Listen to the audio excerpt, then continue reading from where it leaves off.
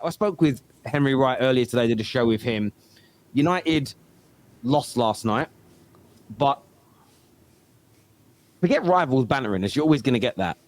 Why are Man United fans panicking? Talk to me. I don't get it myself, but why are Man United fans panicking like the season's over already?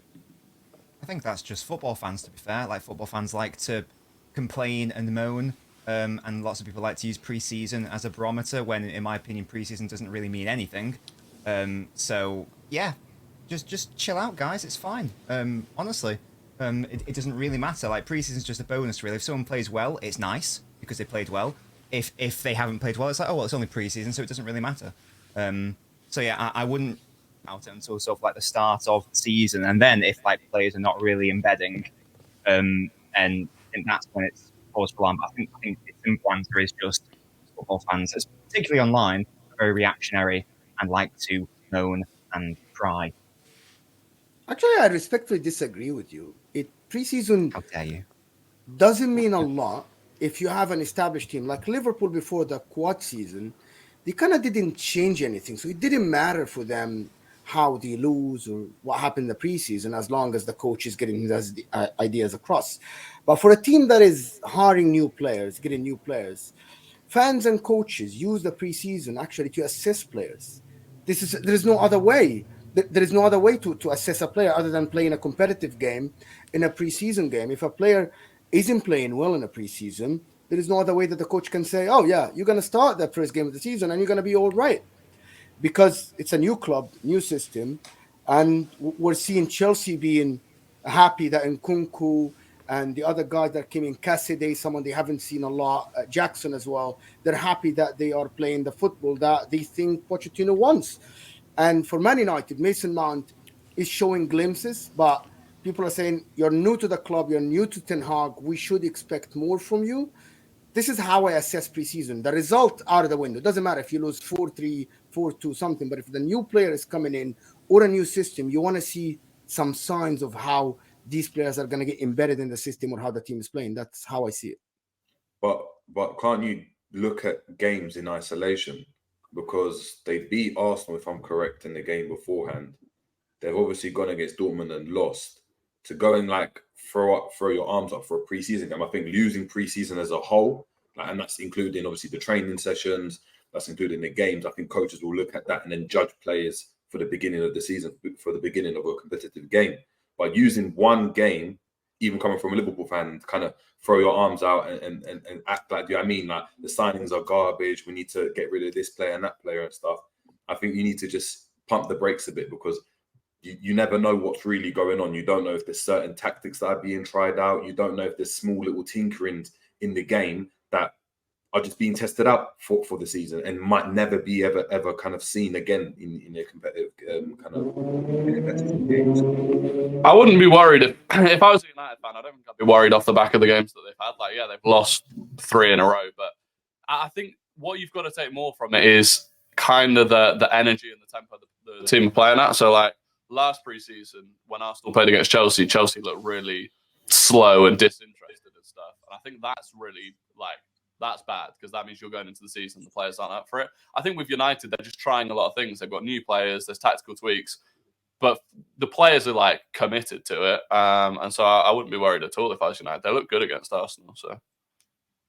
Yeah, but that's just it. Even in the games where we've lost, there's been really good play from us, good build-up play, good possession. We've been a little sloppy in front of goal. There's been a few moments where there's areas to criticize, and I'm not suggesting there isn't. But the level of criticism I've seen as much anger when we've been knocked out of cup competitions as I have towards pre-season. And I do think there's an element of, like, all of our clubs big up pre-season now like it's the most important part of the season. And that's because what they want. And I actually went onto Arsenal's website the other day and checked, like $6.99 per game. Man United, I think they charged £9 for the whole pre-season.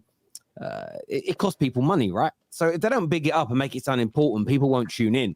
And I think people get a little bit too dragged in. Like, I praised Chelsea last night because I thought they looked really good in areas. But it wasn't just, wow, they look brilliant, that's it, they're going to be amazing this season. There was some good bits, some areas to improve on.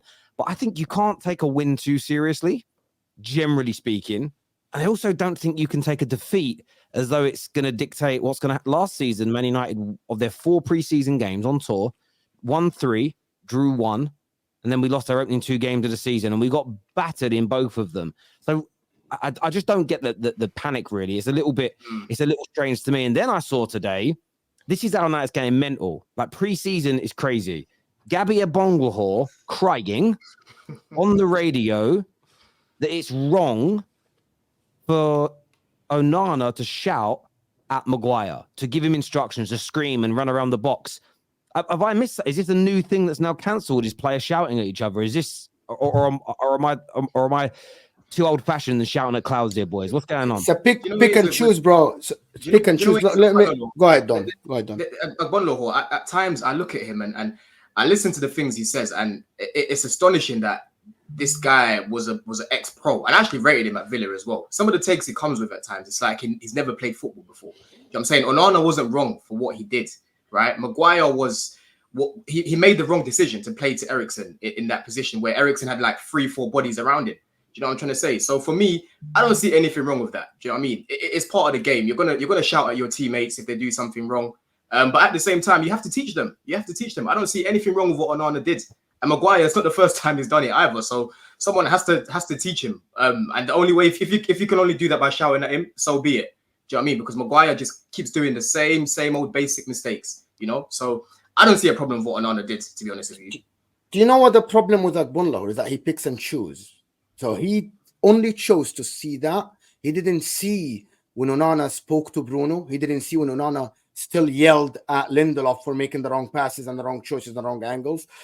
I think to be honest, it's an agenda that is starting against Onana, against how the he is coming and showing leadership. Look, I had Onana at my club.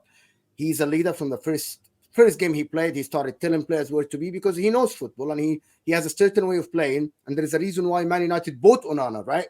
To have the right angles, to have the passes. And if he doesn't see this happening, he's going to scream at players and tell them where to be, what to do. And if nobody wants to accept it, they just don't want to play that brand of football. And Agbonlahor, he's just trying to start an agenda, to be honest. I just think he's just a bit of a clown, if I'm being honest, man. He's just not blessed with a lot of brain cells. I mean, like, I guarantee you one of us could go and find a clip of him berating someone on a football pitch for not playing a pass over the top or something like that. Like, I don't know. I just think he's doing it. It's just for clicks. It's either for clicks or he's just not the smartest tool in the box. I think that's simply put them. I can't read the angle that he comes from at times. It's very strange. Do you know what I mean? Because I would expect a lot more for someone. Oh, we lost you. Don has gone in my ears. Your mic's gone. Agbonlahor blocked you, bro. Yeah. He blocked The you. spirit of Gabby, man. Yeah, man. Yeah, go on, talk again, Don. Am I back? Yes. Yeah. Am I back now? Yeah. Yes. Hang on. Okay, cool. No, as I was saying, with Agbonlahor, I don't know, man.